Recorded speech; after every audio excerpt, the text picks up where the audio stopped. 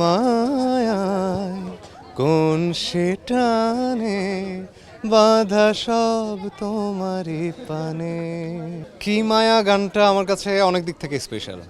প্রথমত এক্সেপশন এন্টারটেইনমেন্টের প্রথম গান এটা, দ্বিতীয়ত আমার স্ত্রীর লেখা, এবং তারপর আমি বেসিক্যালি আধুনিক গান করি, তো এই গানটাতে একটা ফোক একটু সেমি ক্লাসিক্যাল মিক্স, তো এইটাও আমার প্রথমবার চেষ্টা।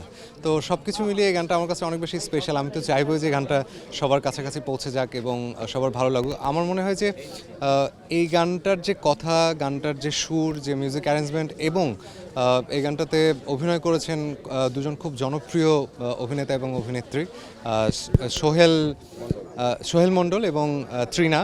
তো ওনারা খুব চমৎকার করে অভিনয় করেছেন, এবং এই গানটা আরেকটা কারণে স্পেশাল, কারণ এই গানটার ভিডিও নির্মাণ করেছেন ফাইজুল কবির রথি, সেও আমার ইউনিভার্সিটি ফ্রেন্ড। তো সেই জায়গাটা থেকে সব কিছু মিলিয়ে গানটা আমার মনে হয় সবার খুব, যিনি একবার শুনবেন তিনি আরেকবার শোনার আগ্রহ নিশ্চয়ই প্রকাশ করবেন। দিন শেষে একটু জানতে চাইবে গানটা কি মায়ের দুটো লাইন যদি আমাদের ওকে।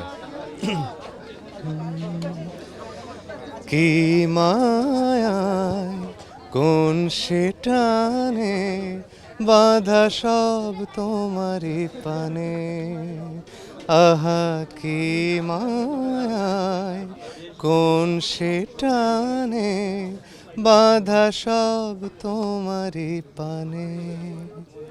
কি মায়ের গানের কথা, সুর, সঙ্গীত এবং বিস্তারিত একটু বলবেন তাহলে আমাদের ভালো হবে।